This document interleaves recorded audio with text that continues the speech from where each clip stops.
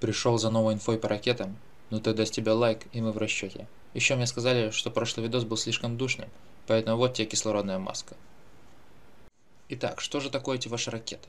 Когда я был новичком, мне это объяснили примерно так. Скорость ракеты и ее скорость взрыва должны быть как можно больше, а радиус как можно меньше. Ну как это понимать, так и не объяснили, потому что сами не знали. Также сказали, что у ракет есть только оптимал. Спустя какое-то время я решил разобраться во всем сам, и через долгих упорных полчаса нашел конкретную формулу из Большой Евы. Формула замороченная, со всякими страшными вещами вроде логарифмов и непонятных констант. Поэтому я запилил экселевскую табличку с расчетом урона ракет. В описании видоса оставлю ссылку на эту табличку.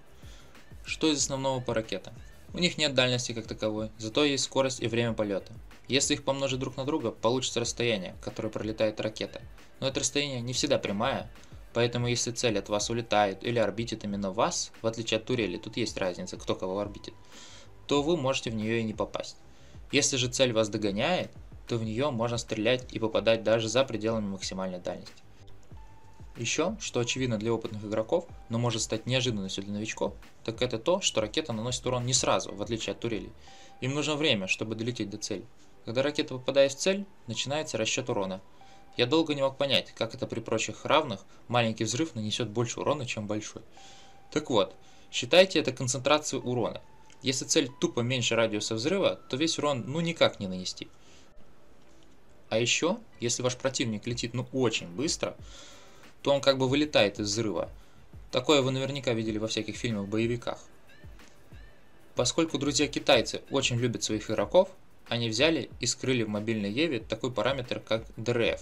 Что-то вроде скорости падения урона ракет в зависимости от радиуса взрыва. Да, какая-то фигня. И зачем она нужна?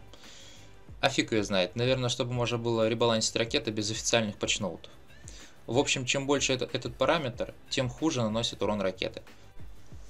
К сожалению, нигде нет таблицы DRF для ракет из мобильной Евы. Поскольку меня такой вариант не устраивал, экспериментальным путем я рассчитал DRF для всех ракет. Кстати, с тебя лайк за это. В общем, приятного пользования.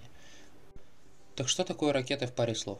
Это оружие, которое наносит отложенный урон, не имеет трекинга, но имеет скорость полета, скорость и радиус взрыва, что снижает эффективность ракет против маленьких и быстрых целей. Надеюсь, вы узнали что-то новое из этого ролика. Потом как-нибудь сделаю еще какой-нибудь. Напишите в комментах, на какую механику сделать обучалку. Может скан? Или может быть в чем отличие щитов от брони? В общем, до встречи в новых роликах и безопасного вам полета.